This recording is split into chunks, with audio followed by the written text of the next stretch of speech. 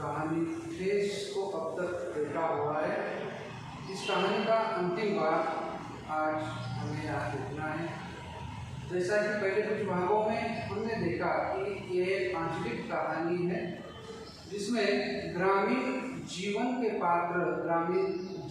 पात्रों के संवाद, उस तरह का वातावरण, उस तरह का घटनास्थल जो कि हमारे देश के गाँव में दिखाई देता है। और ऐसे ही गांव का एक व्यक्ति जो कि अपनी कलाओं में बहुत अधिक माहिर है,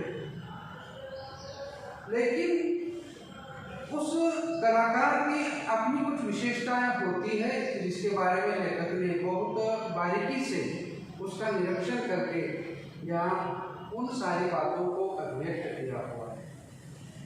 जैसे कहानी को जैसे हमने देखा, शिवचंद नाम का वह कलाकार जब लेखक के घर में काम के लिए आता है तो उसके कुछ गुण और दोषों को लेखक ने अपने निरीक्षण के माध्यम से अभिव्यक्त किया है कि शिवचंद कामचोर है, उत्तकोर है, चकोर है, खाने का राज्य है, खेती का कोई काम उसको नहीं आता है। इसके बावजूद भी उसका अपना एक मूल्य है, अपना एक महत्व है और उसको उसने बनाए रखा है। शिवचंद की दूसरी विशेषता है कि उसको गुस्सा बहुत जल्दी से आता है। उसकी ये भी विशेषता है कि जब वो काम करता है तो पूरी तरह से मन लगाकर उस काम में तल्लीन हो जाता है, उस काम में वो खो जाता है। वो कोई मजदूर भी नहीं है। लोग उसको कुछ खाने को देकर, कुछ पुराना कपड़ा देकर या इसी तरह से कुछ चीज़ें लेकर उससे वो काम करवा देते हैं। और जब वो काम करता है तो काम बहुत उच्च कोटि का होता है। उस गांव में भी नहीं बल्कि आसपास के पड़ोसी गांव में भी शिवचंद के जैसा चटाई बनाने वाला या पर्दे बनाने वाला कोई कलाकार और नहीं। लेखक ने हमें पहले कुछ भागों में उसकी काम करने के तरीके या पद्धति के बारे में भी हमें बताया है कि किस तरह से गाँव के नदियाँ तालाब से वो अलग अलग घासों के गट्टर को लेकर आता है, बांस की तिलियों को लेकर आता है, उसको चिकनाता है और फिर सुतली से उनको बुनता हुआ अपनी पहले दिन की तैयारी एक एक घास को अलग करके उसके गट्टर बनाकर, गुच्छे बनाकर रख लेता है और फिर दूसरे दिन से अपने काम की शुरुआत कर देता है। तो उसकी पद्धति है, उसका एक तरीका है और अपने तरीके से वो काम करने वाला वो एक कलाकार है। लेकिन वो बात को भी बड़ा चढ़ाकर कहता है कि चौधरी या महाजन के घर की कथाओं से, उन घटनाओं से ये भी हमने देखा है, क्योंकि उसको गुस्सा बहुत जल्दी आ जाता है। गरीब है लेकिन लाचार नहीं, बेबस नहीं है, अपनी परिस्थितियों से उलझा हुआ है, फिर भी स्वाभिमानी है क्योंकि वो एक कलाकार है। और यही बात यहाँ लेखक अंतिम भाग में हमें बताना चाहते हैं कि इस कलाकार के पीछे एक सहृदय इंसान भी छुपा हुआ है, ये हमें देखना है।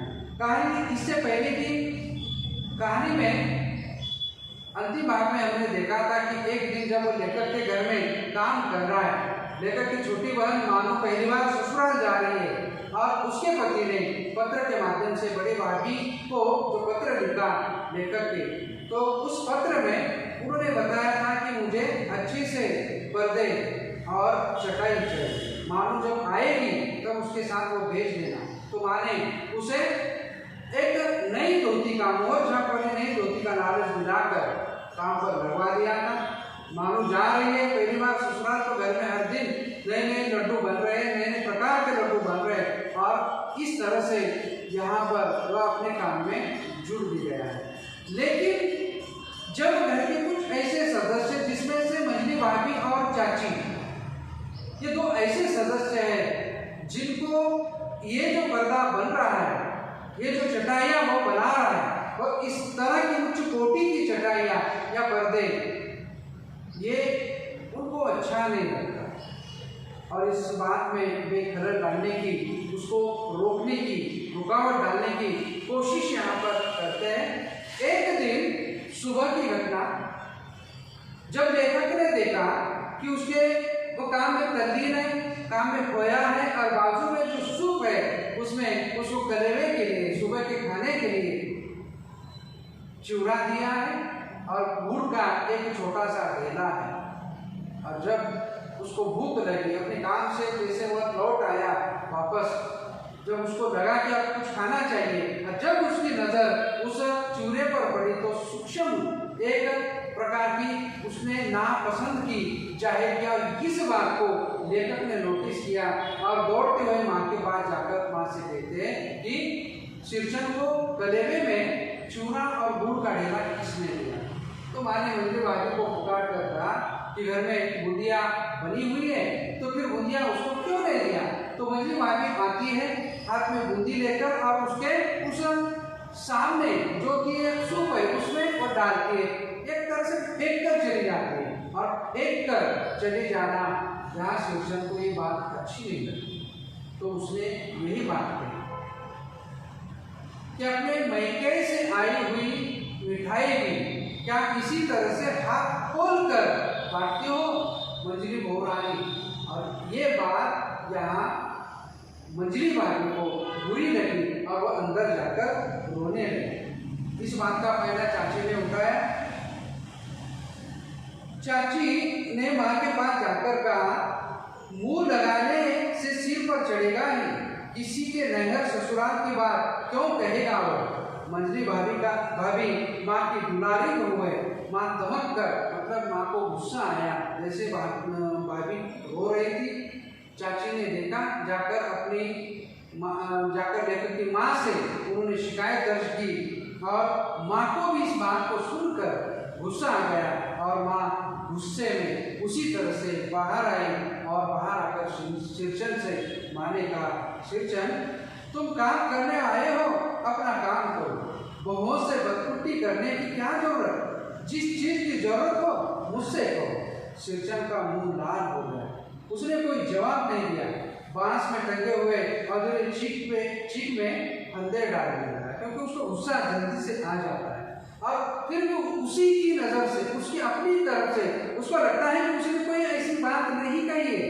लेकिन चाची ने घी डाला था और माँ को भी गुस्सा आ गया कि बहुओं से इस तरह से बात करने की या बहुओं के मैके की बात करने की कोई जरूरत नहीं भी थी।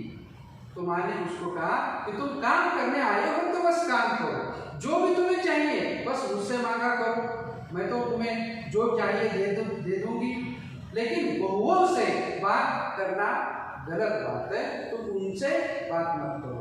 और माँ ने जिस गुस्से से कहा सुनकर उसका चेहरा भी लाल हो गया, लेकिन गुस्से के बाद भी वो माँ का सम्मान करता है, इसलिए उसने माँ से कुछ नहीं कहा। मानो पान सजाकर बाहर बैठक खाने में भेज रही थी। चुपके से पान का एक बेड़ा शीर्षन को देती हुई इधर उधर देखकर बोली, शीर्षन दादा काम काज का है, 5 तरह के लोग 5 किस्म की बातें करेंगे, तुम किसी की बात पर कान मत दो, मतलब ध्यान मत दो। मानो को लगा उसके मन में उत्साह उमंग है, पहली बार ससुराल जा रही है, उसके पति ने इस चीज़ों को मांगा है तो चाहती है कि शीर्षन ऐसी बढ़िया सी बढ़िया चीज़ें बनाए, बढ़िया सी चटाई बनाए, बढ़िया से पर्दे बनाए और उनको लेकर वह ससुराल जाए। उसकी चाहत है, उसकी इच्छा है और इन सारे उमंगों और तरंगों को वह खोई हुई है। लेकिन जैसे वह देख रही है कि बनी बनाई चीज़ों में कुछ लोग घर के, कुछ सदस्य घर के जो बाधा या विघ्न डालने की कोशिश कर रही है, और इस बात को समझकर उसने शीर्षन के मूड को, जो कि अब बिगड़ा हुआ है माँ की बातों के कारण, बनाए रखने के लिए एक पान का बीड़ा जो घर के सदस्यों के लिए वो बना रही थी, एक पान का बीड़ा शीर्षन को देकर उसको समझाने की कोशिश की कि शीर्षन दादा घर में बहुत सारे लोग हैं, हर एक का व्यक्तित्व अलग है, अब किसी को कोई बोलने से रोक तो नहीं सकता, लेकिन आप समझदार हो। तो इस तरह से उसने पान दिया और एक पान का बीड़ा देकर शीर्षन को जो गुस्सा है उस गुस्से को कम करने की मामू ने कोशिश की, अपनी ओर से कोशिश की कि तुम इस बात की ओर ध्यान रखो। शीर्षन ने मुस्कुराकर पान का बीड़ा मुंह में ले लिया।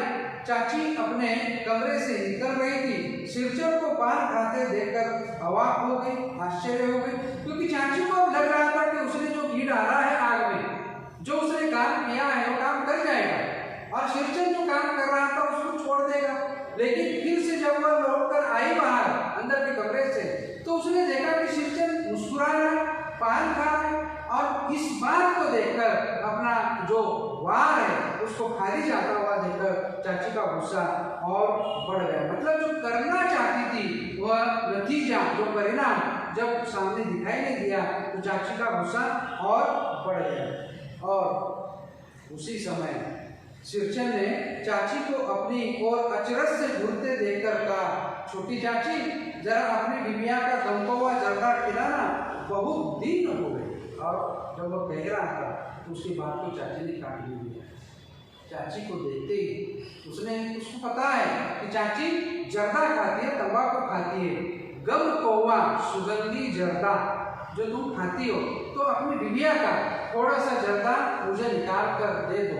और ये बात सुनते ही चाची को जैसे एक और मौका मिल गया, और उस मौके को चाची ने अब गंवार नहीं समझा, और अब जो जवाब देती है वो जवाब काम कर जाता है। तो देखिए, चाची कई कारणों से जली बुरी रहती थी। सिरचर से गुस्सा उतारने का ऐसा मौका फिर नहीं मिल सकता। झनकती हुई बोली, मतलब बड़ी आवाज, अपने आवाज को बढ़ा चढ़ाकर ऊंची आवाज में झनक कर बोली, तुम्हारी बड़ी हुई जीभ में आग लगे, घर में भी पान और गमकौवा जर्दा खाते हो, चटोर कहीं के। मेरा कलेजा धड़क उठा, हो गया सत्यानाश। क्योंकि चाची को मौके की तलाश में थी। इससे पहले तो उन्होंने मौके काटने की कोशिश की थी, काम को बिगाड़ने की कोशिश की थी। उनको पता है कि सिरचर को गुस्सा दिला दो, काम बिगड़ जाएगा। सिरचर को अच्छा खाना खिलाना मत खिलाओ, काम बिगड़ जाएगा। ये सारी कोशिशें उन्होंने अब तक की है मजली बहू के माध्यम से, लेकिन अब खुद उनको मौका मिला तो उन्होंने ऐसी कुछ बातें कही कि जिससे सिरचर को अपमानित कर सके। और जो हमारी कहानी का शीर्षक है, ठेस, एक मानसिक आघात, जो कि शब्दों या वचनों से किसी के दिल पर चोट पहुंचाई जाती है। और ये चोट सही तरीके से इस समय चाची ने सिरचर के हृदय में दाग दी, और इसका परिणाम भी होता है। जैसे उन्होंने देखा कि वह गमकौवा जर्दा मांगता है, तो उन्होंने उससे कहा कि घर में भी क्या इस तरह की हैसियत रखते हो? क्या तुम्हारी उतनी हैसियत है कि तुम गमकौवा जर्दा खाते हो? गमकौवा जर्दा, जब सुगंधी जर्दा, जो कि अमीर लोग शायद खाते थे, और गरीब लोग खेतों से निर्मित होता है, वो सादी सी तंबाकू खाते थे। तंबाकू का एक प्रकार है, और ये उन्होंने मान लिया। और लेखक ने जब बात सुनी तो उन्होंने कहा कि मेरा कलेजा धड़का, मेरी धड़कनें बढ़ गई, मैं घबरा गया, अब हो गया सत्यानाश।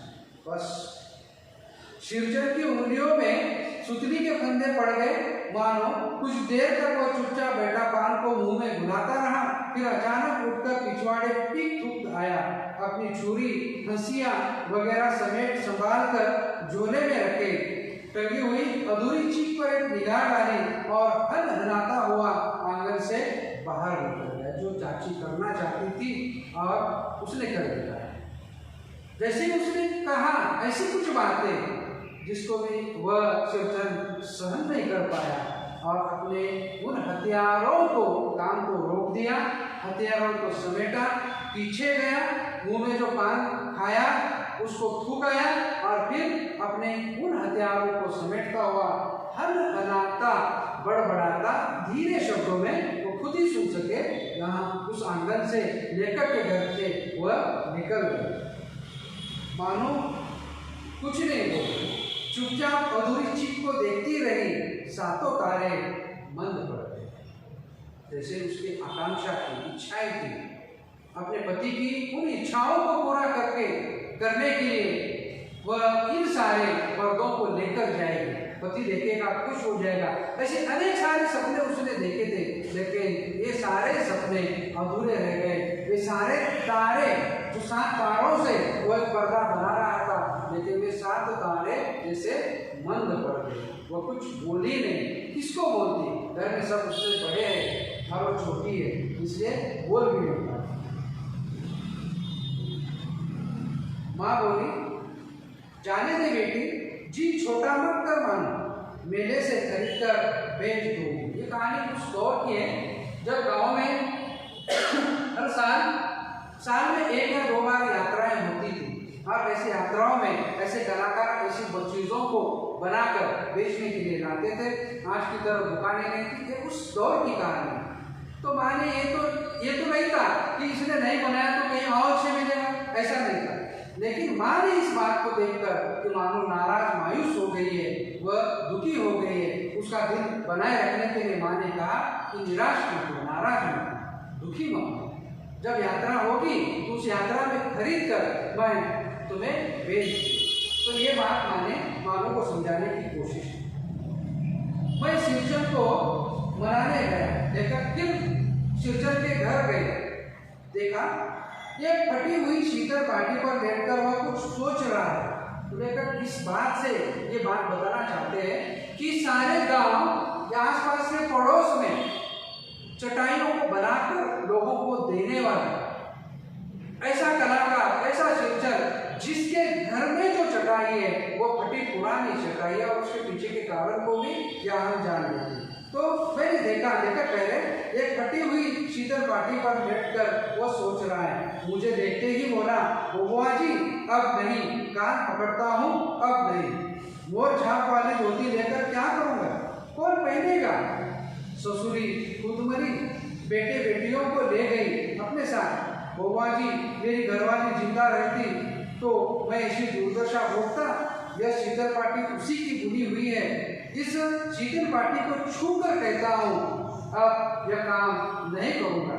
गांव भर में तुम्हारी हवेली में मेरी कदर होती थी, अब क्या। मैं चुपचाप वापस लौट आया। समझ गया कलाकार के दिल को ठेस लगी है, वह नहीं आ सकता। तो कहानी उसका जीवन पूरी तरह से लेखक ने कुछ शब्दों में, वाक्यों में बता दिया कि उसकी पत्नी नहीं है, पत्नी मर गई। ऐसा ही कि उसका अपना परिवार नहीं था, परिवार था, पत्नी थी, बेटे भी थे, लेकिन पत्नी भी गई और साथ साथ उनके बेटे भी चले गए, वे मर गए। और जिस शीतल पाटी पर वो सोया है वो फटी है, पुरानी है और वो उसकी पत्नी की बनाई हुई है और इस कारण से उसको बहुत प्यारी भी है। और उसको छूकर उसने कसम खाई कि अब नहीं, अब मैं तुम्हारे घर में आकर दोबारा ये काम नहीं करूँगा। और उसने कसम दिखाई। तो लेकर समझ गए कि कलाकार के दिल को ठेस पहुंची है, उसके मन पर आघात हुआ है और अब कुछ भी करने के या कहने के बावजूद वह आएगा नहीं, ये बात को समझकर लेकर वापस लौटे। बड़ी भाभी अधूरी चीज पे रंगीन शीट का झालर लगाने लगी। अब ये कपड़े का झालर, क्योंकि वह अधूरा था, काम अधूरा छूट गया था, आधा अधूरा पूरा हुआ था, तो ऊपर कपड़े का एक झालर लगाकर बड़ी भाभी उसको पूरा करने की कोशिश कर रही है। यह भी बेजा नहीं दिखलाई पड़ता। क्यों माने? बेजा मतलब अजीब ढंग का, ये भी सुंदर दिखाई देता है। तो उन्होंने कोशिश की अपनी ओर से उस चीक को, उस पर्दे को पूरा करने की। पहले तो घास की बनी थी, अब ऊपर से कपड़े की एक झालर लगाकर उसको पूरा करने की कोशिश बड़ी भाभी कर रहे हैं। मानो कुछ नहीं बोली बेचारी, किंतु मैं चुप नहीं रह सका। चाची और मंजली भाभी की नजर न लग जाए इसमें भी, क्योंकि लेखक को पता था ये काम अगर बिगाड़ा है तो मंजली भाभी और चाची ने, खास तौर पर चाची ने, लेकिन सहारा लिया मंजली भाभी का। और इसी कारण से यहाँ पर लेखक ने कहा कि इस पर भी मंजली भाभी या चाची की बुरी नजर न आए। मानो कुछ नहीं बोली बेचारी, किंतु मैं चुप नहीं रह सका। चाची और मंजली भाभी की नजर न लग जाए इसमें भी। मानो को ससुराल पहुंचाने में ही जा रहा था।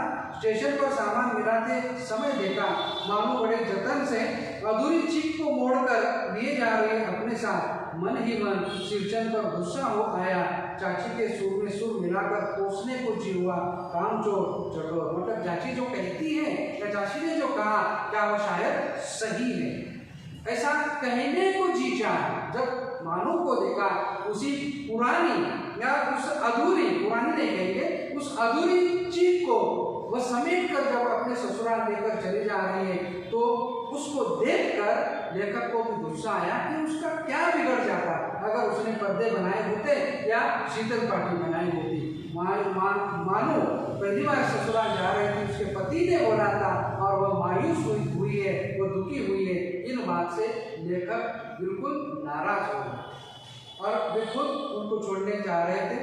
अब स्टेशन पर की एक कहानी है। गाड़ी आई, सामान चढ़ाकर मैं दरवाजा बंद कर रहा था कि प्लेटफॉर्म पर दौड़ते हुए शिरचन पर नजर पड़ी। बुआ जी, उसने दरवाजे के पास आकर पुकारा, क्या है? मैंने खिड़की से गर्दन निकालकर खिड़की के स्वर में, छिड़े हुए स्वर में, क्योंकि लेखक के मन में शिरचन के प्रति एक गुस्सा था, लेकिन जैसे रेल में उन्होंने अपनी बहन मानू को दिखाया। अब दरवाजा बंद किया, गाड़ी अब चलने को है और उसी समय उन्होंने देखा कि उनके आवाज कोई लगा रहा है, बुआ जी, और शिरचन दौड़ता हुआ प्लेटफॉर्म पर आ रहा है। तो उन्होंने गुस्से में कहा, उसके प्रति मन में गुस्सा है तो उन्होंने गुस्से में कहा, क्या है? शिरचन ने पीठ पर लदे हुए बोझ को उतारकर मेरी ओर देखा। दौड़ता आया हूँ, दरवाजा खोलिए। मानू दीदी कहाँ है? एक बार देखूं। मैंने दरवाजा खोल दिया। शिरचन द्वारा मानो इतना ही बोल सके। खिड़की के पास खड़े होकर शिरचन ने हकलाते हुए कहा, यह मेरी ओर से है, सब चीजें हैं दीदी। शीतल पाटी, चीख और एक जोड़ी आसमी कुछ की गाड़ी चल पड़ी। मतलब लेखक के घर में जाकर जो काम उसने अधूरा छोड़ दिया था, उसी काम को मानू की बात के लिए, मानू की इज्जत के लिए, अपने गांव की बेटी की इज्जत के लिए, जो कि पहली बार ससुराल जा रही थी, उसने उन चीजों को अपने घर में पूरा किया और अपनी ओर से, बिना किसी लालच से, ना खाने का लालच, ना किसी कपड़े का लालच, बल्कि उस प्यार के लिए जो कि मानू ने एक पान का बिना उसको खिलाकर उसके गुस्से को कम करने की कोशिश की थी। खुद वो जानता है कि ये अच्छे परिवार है, अच्छे परिवार के लोग हैं, लेकिन इसी परिवार में ऐसे कुछ सदस्य भी हैं जो इस काम को बिगाड़ देना चाहते हैं, जानबूझकर बिगाड़ देना चाहते हैं। और ये बड़ी बात को समझकर उसने मानू का मन रखने के लिए ये सारी चीजें बनाई और बढ़िया से बढ़िया बनाई। और आखिर जब मानू ससुराल जा रही थी तो उस गाड़ी में जाकर मानू को अपनी ओर से भेंट के रूप में उसने दे दिया। गाड़ी चल मानू मोहर छाप वाली धोती का दाम निकाल कर देने लगी। शिरचन ने जीभ को दांत से काट कर दोनों हाथ जोड़ दिए। मानू फूट फूट कर रो रही थी। मैं बंडल को खोल कर देखने लगा। ऐसी कारीगरी, ऐसी बारीकी, रंगीन सुतलियों के फंदों का ऐसा काम पहली बार देख रहा था। मतलब वो जो उसने दिया वो उस तरह से उच्च कोटि का बनाया।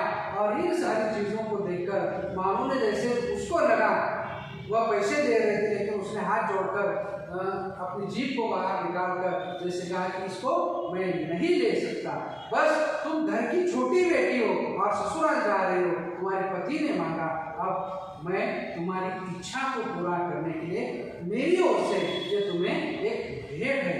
और इस तरह से ये कहानी समाप्त हो जाती है। एक आंचलिक कहानी, देहात की कहानी, गांव की कहानी, और उस गांव के एक पात्र जो कि एक कलाकार है, उस कलाकार की कलाकार और उसकी मानसिकता का, दोनों का संगम इस कहानी में हमें दिखाई देता है। तो आप घर में रहिए, सुरक्षित रहिए। Thank you.